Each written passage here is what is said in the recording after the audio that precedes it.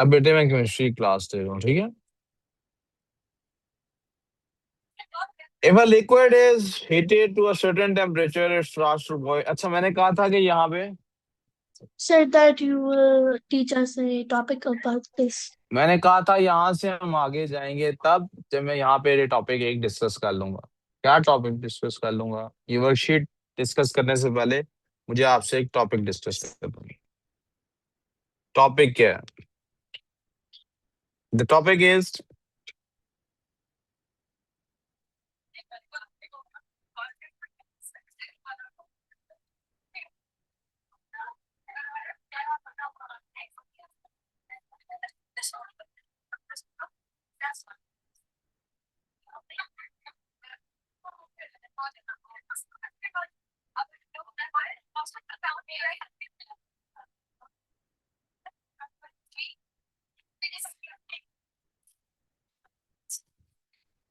Please इधर तवज्जो।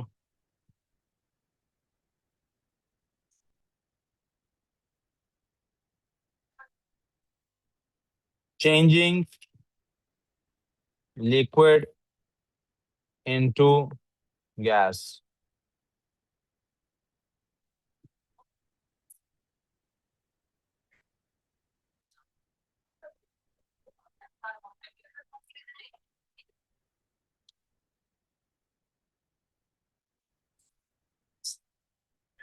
Changing liquid into gas. Changing liquid into liquid को गैस में कन्वर्ट करो। उसके दो तरीके हैं।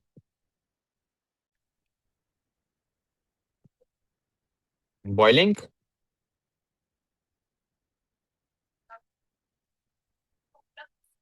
The other one is evaporation.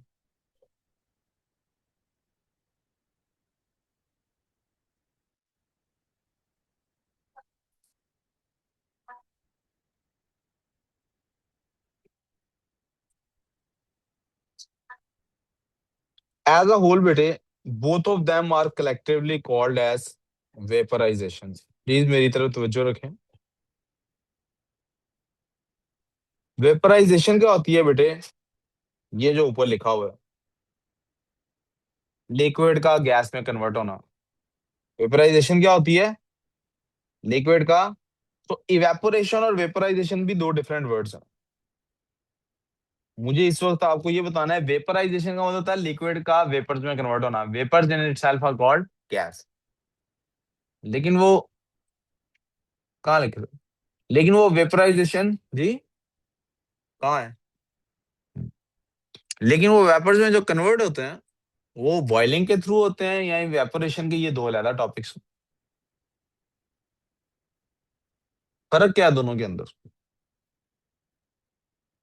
Boiling का भी मतलब वही है जो ऊपर लिखा हुआ है, क्या? Changing liquid into gas. और इवेपोरेशन का भी मतलब है चेंजिंग लिक्विड इनटू। होता क्या है बेटा?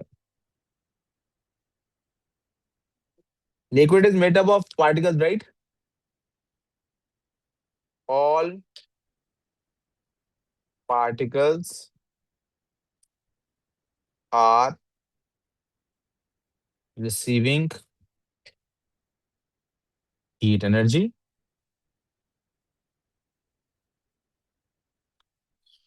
from external source. सबको हीट एनर्जी मिल रही है एक्सटर्नल सोर्स से। No external heat energy is supplied. Evaporation में कोई हीट एनर्जी सप्लाई नहीं की जा रही। यानी इवेपोरेशन ऐसे नहीं होती कि आप हीट एनर्जी सप्लाई करते हैं। बॉइलिंग में क्या होता है? आप हीट एनर्जी सप्लाई करते हैं। बॉइलिंग कैसे होती है? Happens at a fixed temperature. एक खास टेम्परेचर है जिसपे ये होगी। यानी आप देखें, वाटर का बॉइलिंग पॉइंट आप लोगों ने सुन रखा होगा, क्या होता है? क्या होता है? 100 degrees. So इसके अलावा किसी टेम्परेचर पे बॉइलिंग नहीं होगी। इसके अलावा किसी टेम्परेचर पे बॉइलिंग। लेकिन जो इवेपोरेशन होती है happens at all temperatures, her temperature पे ही होती है। इसका क्या मतलब है? जब पानी 10 डिग्री सेल्सियस पर ठंडा है, तब भी आप इसको अगर खुला रखेंगे, ये इवेपोरेट करेगा। ये इवेपोरेट, जो बॉइलिंग होती है, ये होती है happens through out the liquid.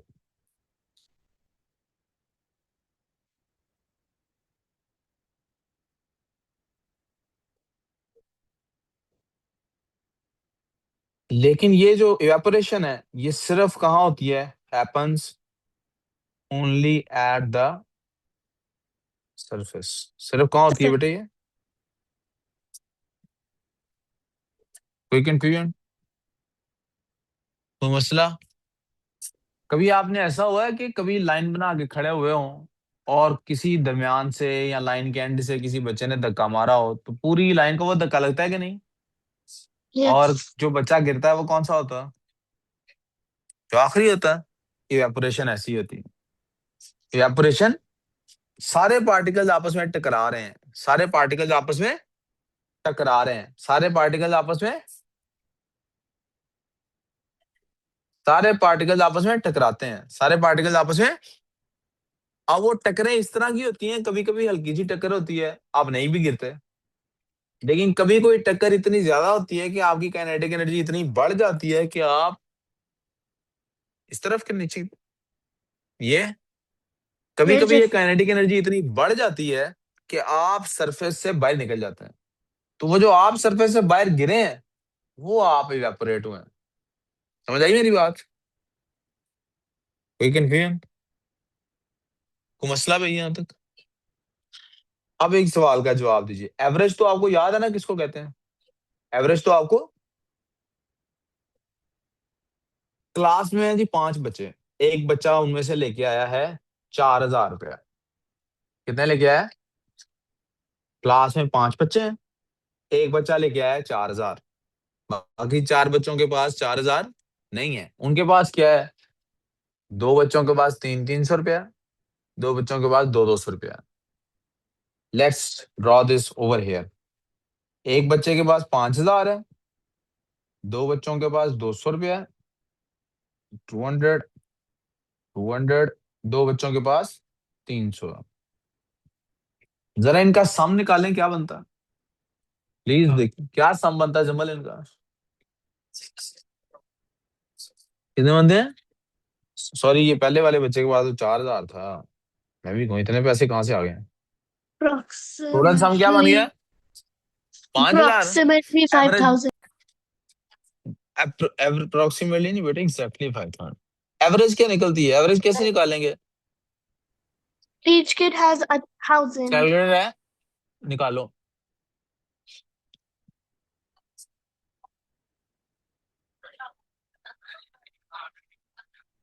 The average is total amount of items निकाल लेना, एवरेज attended. निकाल लें। कैलकुलेटर निकालो भाई, को बच्चा क्लास से। Each class has about 1,000 on average. हाँ जी भाई, अली गाजी कितने पैसे निकले? फिर कुछ कहा इसने, कुछ कहा है ना तूने? तो उसको क्या गलती हुई है, गलत फहमी हुई है? कैसे? I got it.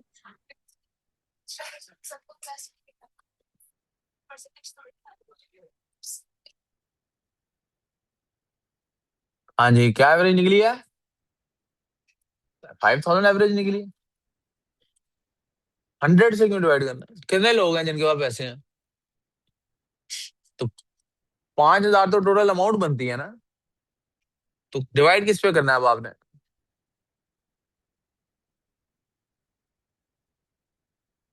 5 पे डिवाइड करो।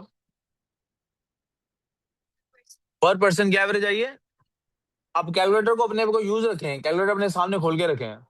आपके कैलकुलेटर पे आपने ऐसे लिखा होगा, प्लीज तवज्जो कीजिएगा। आपने ऐसे, यार 2 मिनट तवज्जो कर लें।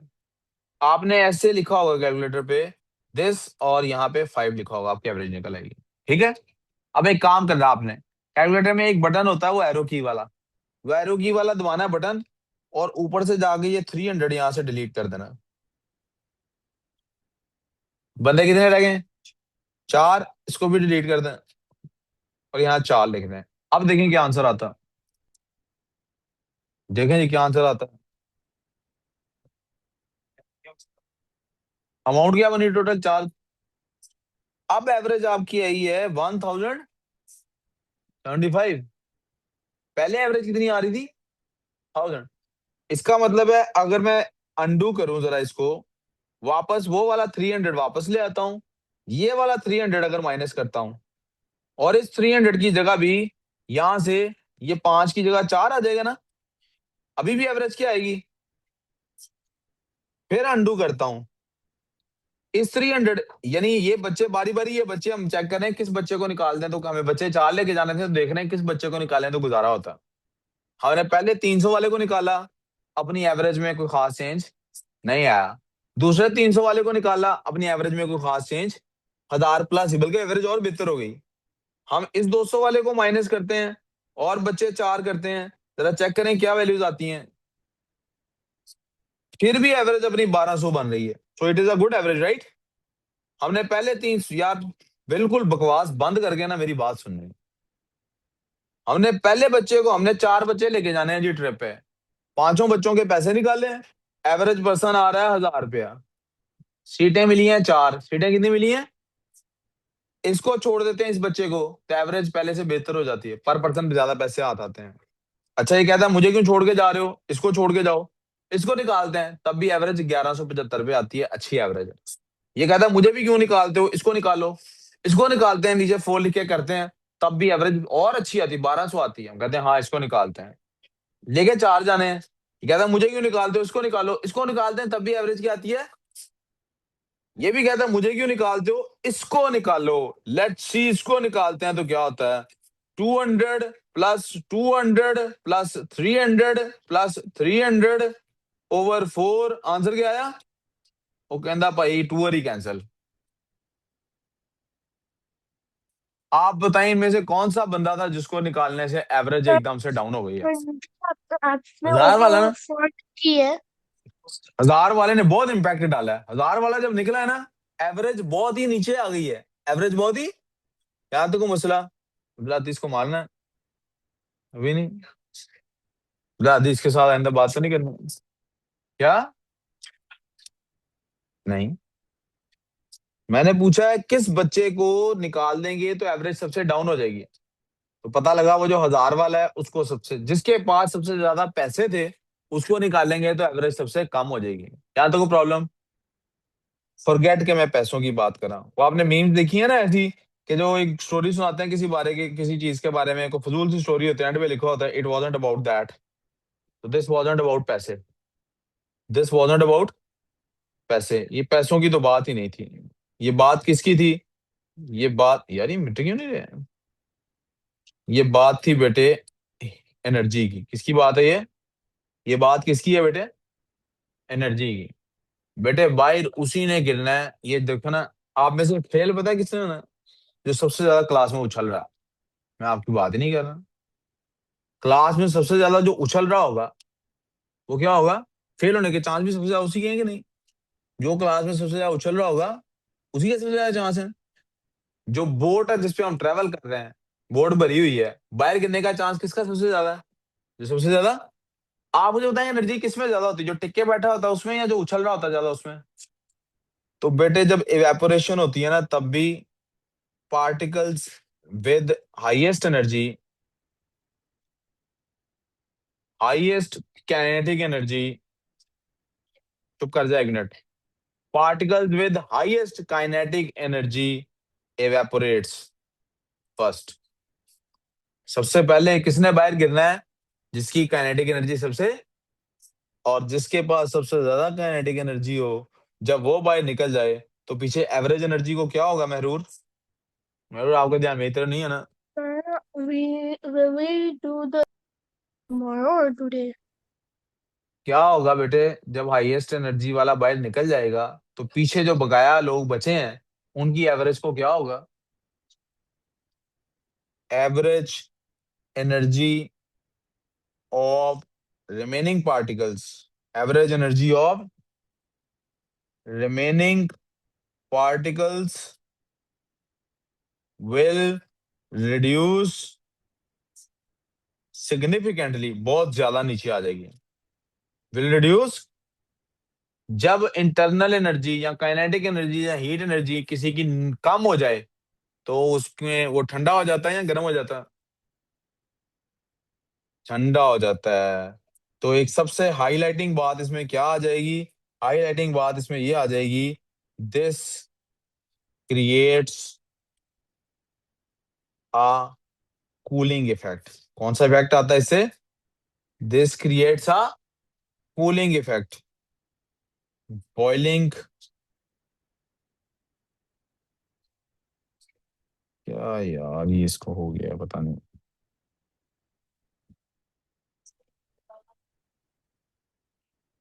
So like those watery seas. Boiling So like those, does not create, boiling does not create cooling effect. Boiling से cooling effect create heating effect होती है। नहीं होता। नहीं, हीटिंग इफेक्ट भी नहीं क्रिएट होता, हीट तो हम उसको कर रहे हैं पार्टिकल्स। सवाल पेपर में आता है, why does evaporation cause cooling effect? क्या सवाल आता है? Why does evaporation create a cooling effect? यहाँ पे ये सवाल लिख भी रहा हूँ। व्हाई डज, बेटे रीम इधर नहीं है ध्यान, 100% इधर रखो ध्यान 100%, तो फिर नंबर नहीं आते फिर। Why does evaporation cause cooling effect? ये बेटा मैंने उसका जवाब भी आपको दे दिया, लिखवा दिया साथ में। इवेपोरेशन कूलिंग इफेक्ट क्यों क्रिएट करता है, ये इसकी वजह है। आप चाहते हैं कि मैं थोड़ी देर रुकूं और ताकि आप इसको लिख सकें। मैं चाहता हूं कि आप 1 मिनट रुकें। मैं आपको एक इमेज, एक पिक्चर दिखाना चाहता हूं बस। उसके बाद मैं boiling versus Sir, why do you evaporation की बेटे have आपको,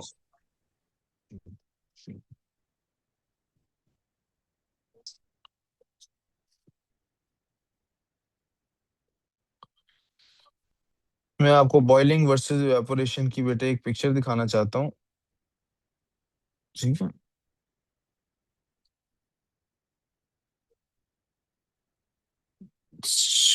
आई थिंक आपको अगर इसकी कोई ये देखो बेटे, please instead of talking to each other please इसको देखना। आप देखें राइट साइड पे जो पार्ट है वो बॉइलिंग को रिप्रेजेंट, बेटे इधर बोर्ड पे देखो, राइट साइड पे जो पार्ट है वो किसको रिप्रेजेंट कर रहा है? आप देखें, ऑल पार्टिकल्स बॉइल हो रहे हैं या कोई खास पार्टिकल्स बॉइल हो रहे हैं? बॉइलिंग में सारे नहीं हो रहे, सारे और इवेपोरेशन में यही ऊपर वाले? यही आपके जहन में, ये सरफेस एरिया वाले क्यों हो रहे हैं? उन्हें नहीं पता वो सरफेस से बाहर जा रहे हैं, वो तो रैंडमली मूव कर रहे हैं। They are just moving about. टकराते जाते हैं एनर्जी बढ़ती जाती है, टकराते जाते हैं एनर्जी, टकराते हैं तो मूवमेंट बढ़ती है ना। आपने वो गेम देखी होगी, बॉल्स आपस में टकराती हैं तो बहुत जोर से फिर आगे शिफ्ट हो जाती हैं। तो जैसे जैसे टकराते जाते हैं तो मजीद आगे मूव करते रहते हैं।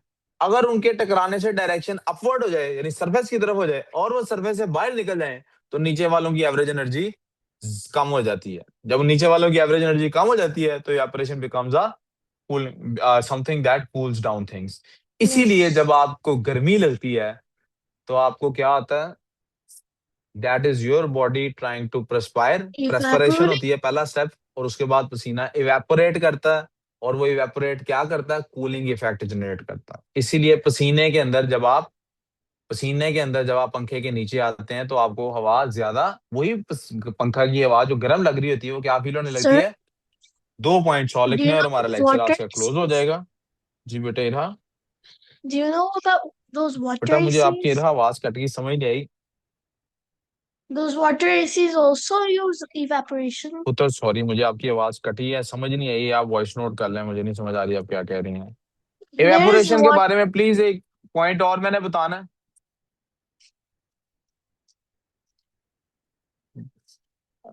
मुझे बेटे मैं फिर से रिपीट करूंगा, मुझे आपकी आवाज नहीं आ रही, आप वॉइस नोट कर दो। प्यारे बेटे, जब आवाज कट रही है तो 10 दफा भी रिपीट करोगी, मुझे क्या पता लगेगा? कुछ भी नहीं पता लगेगा। मैं कह रहा हूँ व्हाट्सएप पे एक वॉइस नोट कर दो ना बेटे। That will easy, I will easily get that. मैं लेक्चर क्लोज करने से पहले सुन के आपका जवाब देके फिर लेक्चर क्लोज करूंगा। मुझे दो तीन चीजें बतानी है जिनसे इवेपोरेशन बढ़ती है, जिनसे evaporation, strong winds, strong winds, larger surface area, higher temperature. ये तीन चीजें। सर क्लास अभी तक आपका मैसेज नहीं आया था, मैं वेट कर रहा हूँ। ये तीन चीजें ये क्या करती हैं, आप देखें। हमने कहा है कि इवेपोरेशन सरफेस पे होनी है, इवेपोरेशन कहाँ होनी है, सरफेस पे। तो अगर विंड स्ट्रांग होगी तो सरफेस के पार्टिकल से ज्यादा टकराएगी। अगर वो सरफेस के पार्टिकल से ज्यादा टकराएगी तो उन्हें बाहर निकलने का ज्यादा चांस मिलेगा। तो इसलिए जितनी ज्यादा स्ट्रांग विंड्स होंगी उतना ज्यादा जल्दी, इसीलिए आपका वो जो मशीन का ड्रायर होता है वो क्या करता है, कपड़े को तेजी से घुमाता है ताकि हवा से टकराए और पार्टिकल्स बाहर निकलते रहें। ठीक है। Some kind of cooling AC. नहीं बेटे, एसी का ये इससे कोई, वाटर कूलर की आप शायद बात कर रही हैं। That that does not work on that. वो वाटर कूलर पीछे उसमें जो पानी पीछे हो रहा होता है, दैट्स वो इवेपोरेट करा रहा होता है। ये स्ट्रॉन्ग विंड्स वाली जो बात मैंने भी आपके साथ की। Larger surface area. चाय तो सबने पी होगी कभी ना कभी, या कॉफी। चाय या कॉफी के जो कप होते हैं दो तरह के होते हैं। एक कप वो होते हैं जो नैरो होते हैं, और एक कप वो होते हैं जी, एक कप वो होते हैं जो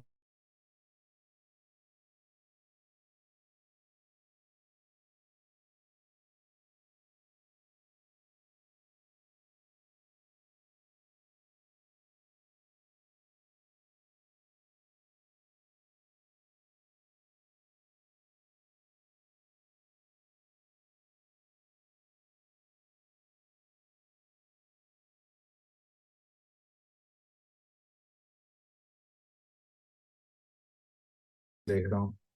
आपको कल भी, आज सारा दिन मैंने काफी दफा कोशिश की आपको पता लग जाए, लेकिन आपको अभी तक पता लगा नहीं है। अल्लाह करे बगैर मेरे कुछ कहे पता लग जाए, क्योंकि मैं कुछ कहूंगा तो मुझे भी शर्मिंदगी होगी और आपको तो होगी होगी। अच्छा, तो मैं क्या कह रहा था, जब टेम्परेचर आया होगा तो एवरेज एनर्जी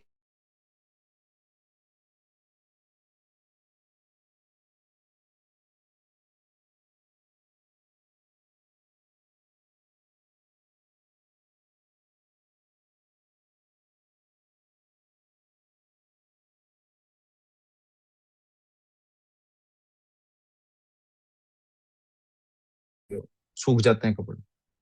समझ आ गई मेरी बात।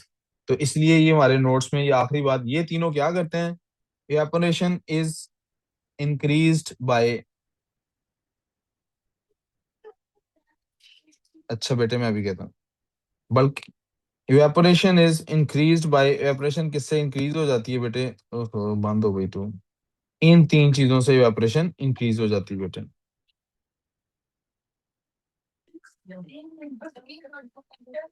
हाँ, and that's all for today बेटे। अब किसी ने कुछ नोट करना है तो मुझे बता दें, मैं मीटिंग की रिकॉर्डिंग बस क्लोज कर लूँ, उसके बाद